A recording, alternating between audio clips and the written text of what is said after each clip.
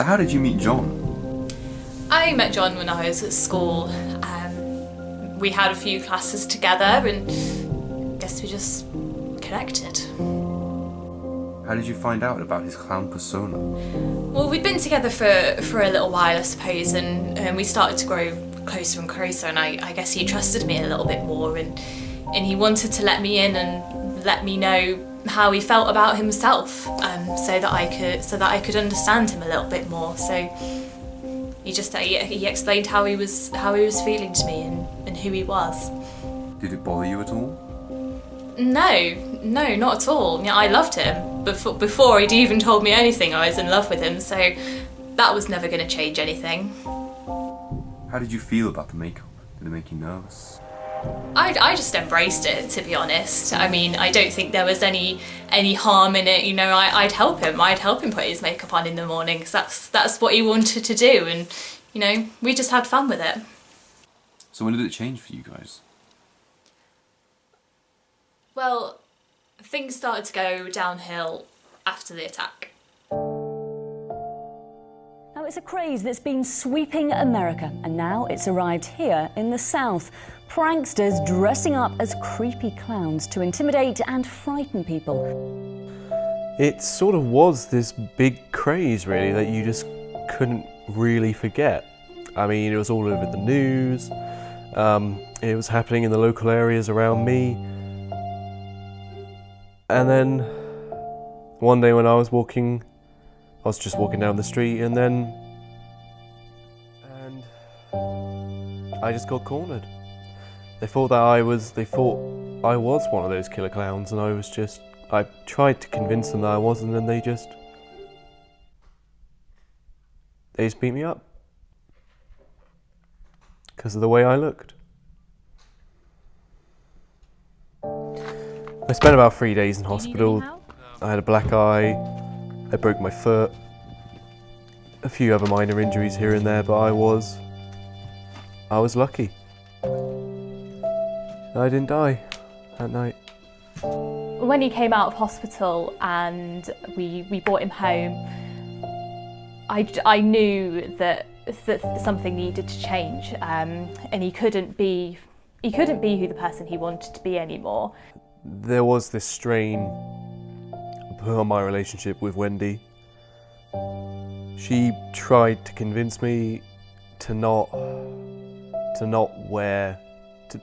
be who I was. I tried to explain to him that not everybody will understand as much as I do, and that not everybody will see his point of view. But I guess that he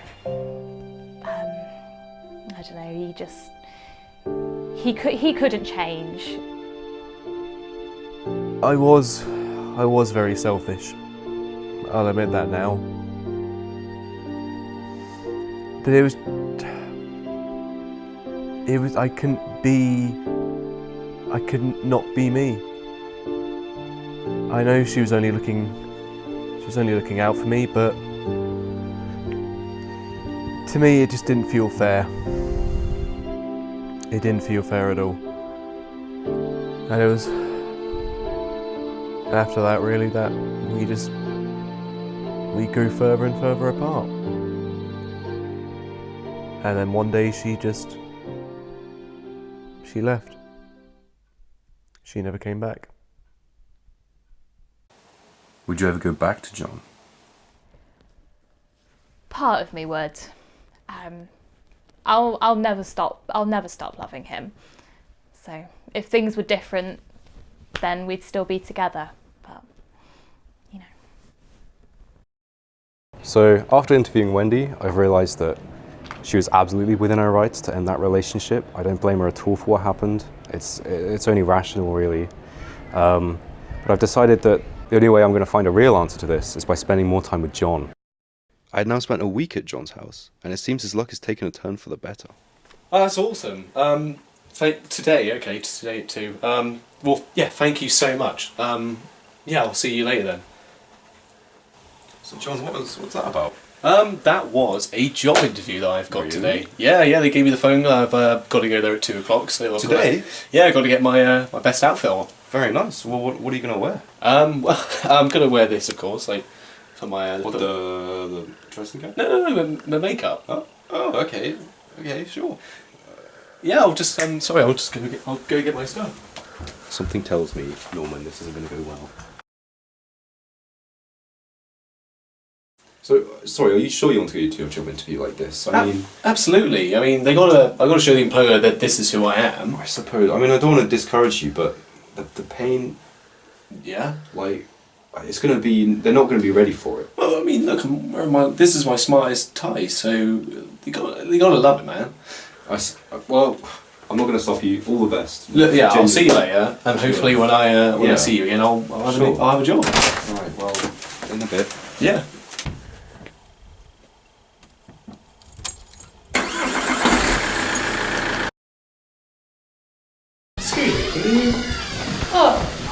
I'll give you all my money. I'm sorry. Stop.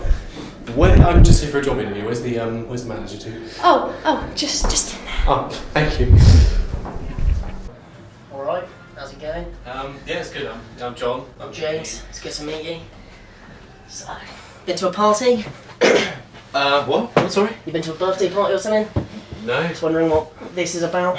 Oh, yeah, sorry, something I probably should have stressed in my CV is that I identify as a clown. Fantastic. This isn't going to be a long interview then. Okay. What did you think? Well, your CV, other than the fact you didn't mention that, was quite good. Yeah, That's the interview. thank you. And yet you insist on turning up to an interview like this. Well, it's who I am. Well, it's 2019, I get it. Everyone's a bit weird now. Mm-hmm. But this, no, I can't have this working here. What? It's sexual harassment lawsuit, right? No, Well, you it's just not that. you give me a chance. You look like a serial killer, mate. You do. You know, you got that John Wayne Gacy look. It's not. I've got women who work here. I don't want them followed home. I want them. I'm not. Why are you going to assume that I'm going to do that? Because you come into an interview dressed like this. It's not professional. It's a professional working environment. What? It's clearly not for you. You could just give me a chance. I'd love to give you a chance, but I mean, I would have had you come into an interview dressed like a normal person, but you haven't. You've come in fancy dress. You know, each to their own. Maybe it's a joke. Maybe you and your friends were like, "Hey, I can go to an interview dressed as a clown." You know, but yeah, and it's funny, whatever. But it's not going to work here. So I haven't got the job. You definitely haven't got the job, and it's all this. This is the reason why. Okay. Other than that, the CV is great. Well, I can't really believe I left my house today thinking that I had a job in the bag. You don't understand how long I've been looking for a job. I left my house today thinking I'd come in and interview somebody who's worthwhile, but no, I came in, some dip dressed as a clown who's probably going to sue me and probably f***ing win, because we're in 2019. I don't need this shit. I don't come in every f***ing day to come and be interviewing f***ing clowns. Piss off, go to the circus, that's where you're Well, you wanted. can't speak to me. Oh, like no, that. I can. Fuck you. Fuck off. Pack your shit. You speak to me like that, you worthless piece of shit. Well, John's back now, so we'll see how he got on. He doesn't look particularly happy, I'll be honest. John, mate, what happened? Are you alright? John? Oh, I didn't get the job. Did they say why? Well, I mean, I don't want to say I told you, John, but... well, you did tell me, Lenny, alright? Let's just get this sorted, alright? Sorry. Okay, well, what's the plan now? What's the next step? Well, someone's got to cure me, or we've got to find... So you want to go down that path now? Well, therapy's not working, so, just anything really. I heard there's a guy up the lane that does stuff, like that weirdo who lives up in the castle or whatever his name is. Idea. Now John wanted to combat his persona, I decided to contact another individual I'd met who had a similar problem. However, it seems his recovery did not go too well. Oh, hello. I didn't expect you to be, I didn't expect you to be in costume. Well, yes. So Mike, it's been a long time since I've seen you last. How have you been? Oh, somebody once told me the world is going to roll me. I ain't the sharpest tool in the shed. So of course, last time I saw you, I'd hoped that would be the last we saw of the Shrek persona. How has that gone? Because, you know, how's progress been on that? She was looking kind of dumb with a finger and a thumb in the shape of an L on her forehead. I see. Well, of course, you know, we came here to help another person. I thought you might be an expert on the matter. He's called John. He's got a similar issue to you, but instead of Shrek, it's a clown. So do you have any potential advice for him? Well, the years start coming, and they don't stop coming.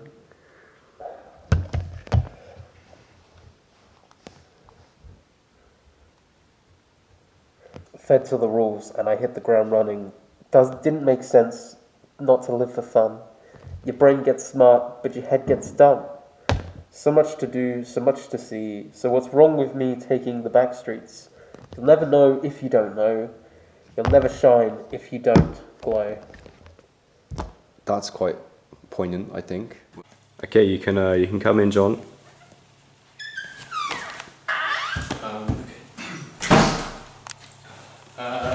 Hi there, I'm John. You know, you're all star.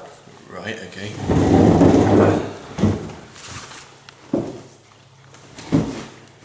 So we thought that. So this is Mike, by the way. We thought he could maybe help you with your persona issues. I helped him a couple months ago on a previous episode. Okay. So yeah, we'll see what he has to say. Okay. Sorry, after you, Mike. Get your game on, go play. Hey now, you're a rock star. Get your show on. Get paid. Yeah. All that glitters is gold. Okay. And Only shooting stars break them all. so your thing affected your life quite a lot then, is what you're saying. So, I mean, he doesn't seem like he's broken away from it, Lenny. I'm just gonna... I know. Well, it's just an idea. Okay. Carry on. Okay. What made you want to break away from your persona? It's a cool place. And they say it gets colder. You're bundled up now, but wait until you get older. But the meteor men beg to differ, judging by the hole in the satellite picture. The ice we skate is getting pretty thin. The water's getting warm, so you might as well swim. Oh, I completely understand. Oh, it's actually... I've never actually thought of it that way. Yeah, God. Sorry, yeah, keep going, Mike. The world's on fire, how about yours? That's the way I like it, and I never get bored. Oh my God. He's actually quite enlightening, to be fair, for someone who looks like that. Well, you know, we all make our own decisions in life. God, yeah. Everyone has their right to express themselves. No, he's right though. I need to I think just to live my life, I need to stop doing this. God, yeah. Thank you very much thank you, Mike. You know, you're an all-star. Michael. Well, thank you, Mike, for all your kind words. I look forward to seeing you again. I'm just gonna go to my room, and I'll see you in a bit.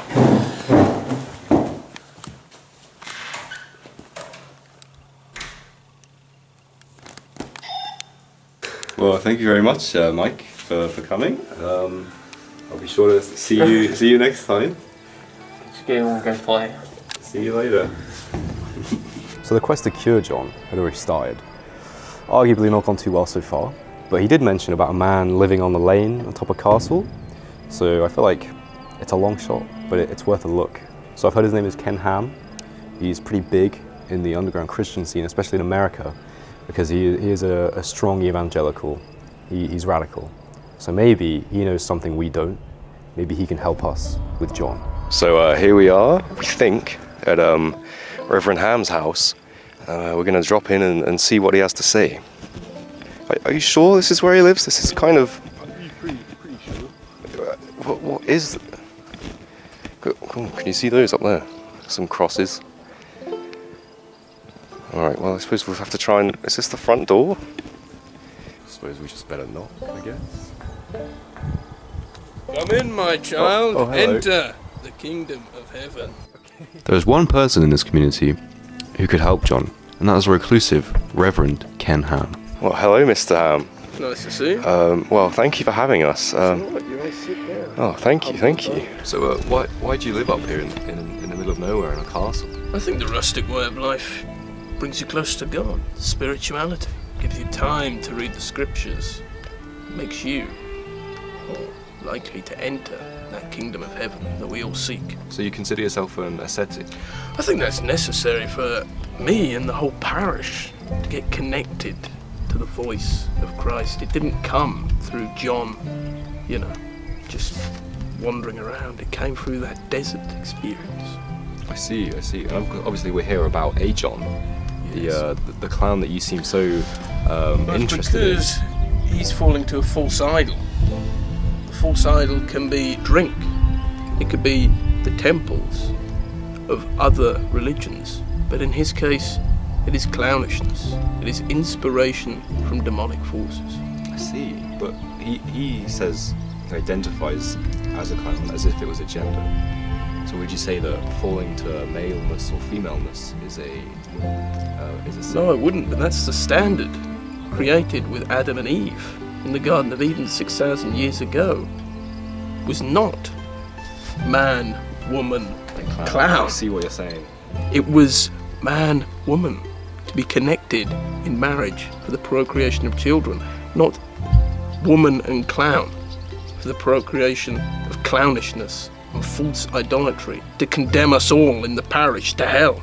But we must bring ourselves to a high standard wherever, even if it is within the liberty of our own property. We must strive for the perfect God standard. He is omniscient. He knows what we do. So you said you think you can cure John? I've proposed enhanced therapy many times in accordance with biblical law. And what would be enhanced therapy? Well, in layman's terms, some have called it exorcism. The removal of devilish demeanours, so satanic you think spirits. his clownishness, as you called it, is the work of a demon? I think there's substantial evidence to that accord. Is there? I think so, because we're told that man is a rebeller against his creator. We're told that.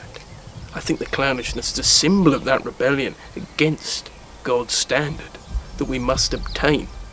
And the whole parish is limited by the fact that he is willing to go into this clownish demeanour. He is showing the rebellion. He's trying to spread it like dominoes. So, if you don't believe in God's strength, his justice, his valiance, let us come, let us cure him together. We can do this. Right now?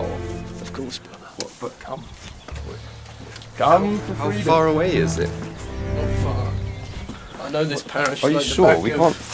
After a strange end to our interview, me and Reverend Ham headed to John's house. Yeah. Are you sure we should be doing this, Reverend? We've just invaded his house. God's telling me to do it. We'll do it.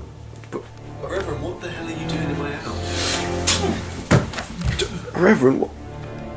We need to do this to purify the parish. Help me, take it.